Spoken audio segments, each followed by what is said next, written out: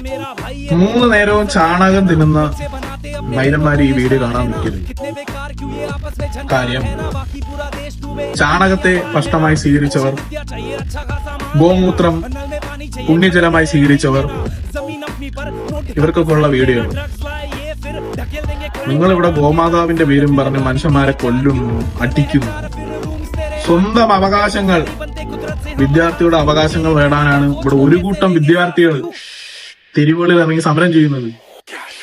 നിങ്ങളിവിടെ വിദ്യാഭ്യാസത്തെ കച്ചവടമാക്കുമ്പോ ഒരു കൂട്ടം ജനങ്ങൾ അല്ലെങ്കിൽ ഒരു കൂട്ടം വിദ്യാർത്ഥികൾ അവരെ അവകാശങ്ങൾ നേടിയെടുക്കാൻ തെരുവുകളിൽ അടികൊള്ളുകയാണ്. പോലീസുകാർക്ക് പുറമെ RSSന്റെ ഗുണ്ടകൾ വിദ്യാർത്ഥികളെ മാരകമായി മർദ്ദിക്കുന്നു. ഇതിന് നേരെ വീഡിയോ ഇടുന്നവരെ നിങ്ങൾ പേഴ്സണലായിട്ട് മെസ്സേജ് അയച്ച് അവരെ ഭീഷണിപ്പെടുത്തുന്നു. ഇങ്ങനെയുള്ള ഈ കുണ്ടാളെടുത്ത് എനിക്ക് ഒന്നേ പറയാനുള്ളൂ, നിന്റെയൊക്കെ ഊമ്പിത്തരങ്ങൾ കയ്യിൽ വെച്ചേക്കണം.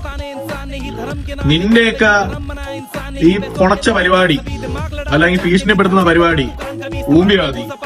ഇന്നലെ ഒരു പയ്യൻ അവന്റെ ഒഫീഷ്യൽ അക്കൗണ്ടിൽ ഇട്ട വീഡിയോയ്ക്ക് കേരളത്തിലെ RSSന്റെ ഏറ്റവും വലിയൊരു ഗുണ്ട മെസ്സേജ് അയച്ചു. എന്ത്? അവന്റെ അഭിപ്രായ സ്വാതന്ത്ര്യമല്ലേ, അവന് പറയണ്ടേ? അവന് പറയാനുള്ള കാര്യം അവൻ പറയും.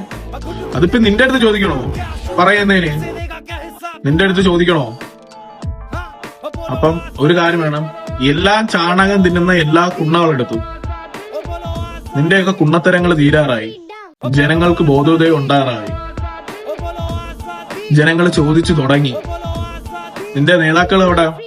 ഇന്ത്യയിലെ ഏറ്റവും വലിയ വിദ്യാർത്ഥി പ്രസ്ഥാനമായ ABVP എവിടെ?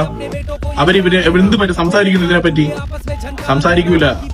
ചാണകം തിന്നുന്നവന്മാർക്ക് ചാണകം തിന്നാനേ പറ്റൂ. അല്ലാതെ നല്ല നല്ല ആശയങ്ങൾ ഉന്നയിക്കുമ്പോ അത് ശരിയാണോ തെറ്റാണോ എന്ന് മനസ്സിലാക്കാൻ പോലും നിന്നെപ്പോലുള്ള മൈരന്മാർക്ക് പറ്റത്തില്ല. പിന്നെ ഈ വീഡിയോയ്ക്ക് താഴെ വന്ന് കുണയ്ക്കുന്നവന്മാർ കുണയൊക്കെ കയ്യിലിരിക്കത്തേ ഉള്ളൂ. എന്റെയൊക്കെ അപ്പന്മാര് വിചാരിച്ചിട്ട് നമ്മൾ വരച്ചിട്ടില്ല. അപ്പോഴാണ് ഞാലിപ്പൂലായിട്ടുള്ള മൈലുകളെ നീ ഇവിടെ